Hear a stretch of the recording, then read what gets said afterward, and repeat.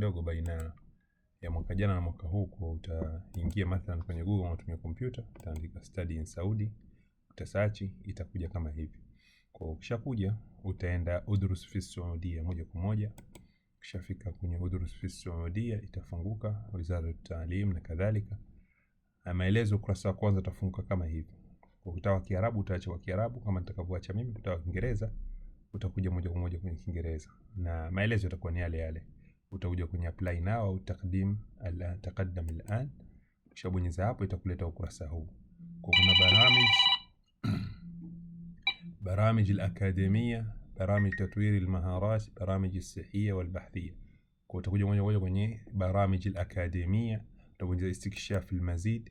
Ukishabonyeza istikshaf almazid utafanya kurefresh kompyuta yako.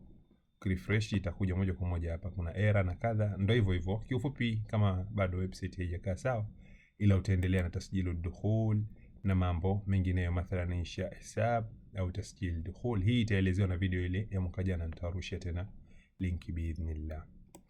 Naomba niishie hapo kwa mwaka huu. Barakallahu fikum, jazakumullahu khair.